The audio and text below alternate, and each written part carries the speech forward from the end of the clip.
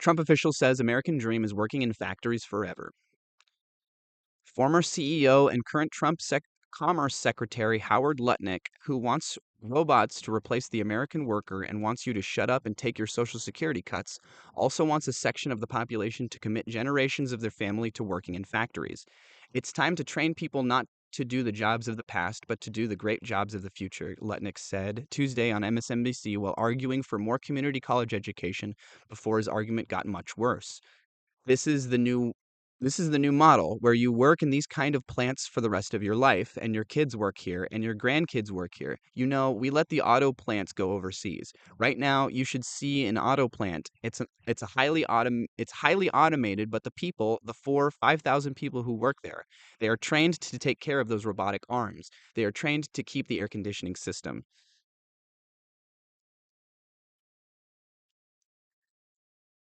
There's nothing wrong with working in a factory on its face, but Lutnick, the son of a college professor and the grandson of a dry cleaning store owner, is suggesting that millions of people ought to commit to a generational lack of upward mobility under the guise of creating a new class of American labor.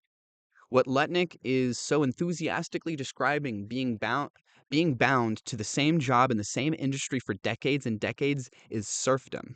And that serfdom won't be widely available as automation takes over and the only job left is to watch the robots and make sure they don't overheat. Howard Lutnick and Donald Trump view the domestic workforce as a homogeneous, voiceless mass happy to live in the dreary mediocrity they're forced into. I love how this person, whoever wrote this article, is writes well. What's his name? His or her name? Malcolm Ferguson. I like your writing. I like how you this last sentence made me happy. Howard Lutnick and Donald Trump view the domestic workforce as a homogeneous, voiceless mass happy to live in the dreary mediocrity they're forced into. I Hard to read, but I love that sentence. I like how this guy writes this. I think this is actually the very first time I've ever gone to Blue Sky website. Key is where are you going to find the people to work here, right? You're north of Phoenix. Where are they coming? That's you right. go to the community colleges and you train people. So all the community colleges around here, Arizona State's on it, Grand Canyon, all these community colleges here are training people right now, technicians, and these are really good paying jobs. They start at 70s, 80s, $90,000. These are trade craft. It's time to train people not to do the jobs of the past, but to do the great jobs of the future. You know, this is the new model where you work in these kind of plants for the rest of your life and your kids work here and your grandkids work here. You know, I feel like this could be coming straight out of Elon Musk's mouth, and I wouldn't be totally shocked. the auto plants go overseas. Right now, you should see an auto plant. It's highly automated, but the people, the 5,000 people who work there, they are trained to take care of those robotic arms. They're trained to keep the air conditioning You're system. taking a lot of guff. Key is where. Oof, yeah, that not good, not good optics, not a good look.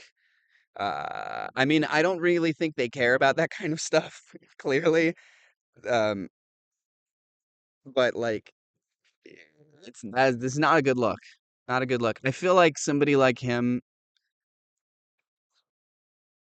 you would think Trump would want to appoint people to those kind of positions that could hide the ball a little better, right? If you're a running back, you want to hide the ball. You don't want to be holding it out in the open while you're running just so somebody can take it from you. You want to hide that stuff. But he's kind of running with the ball out like this, right? It makes it really easy to see what he's doing, and it's not coy. It's not sly. It's not slick.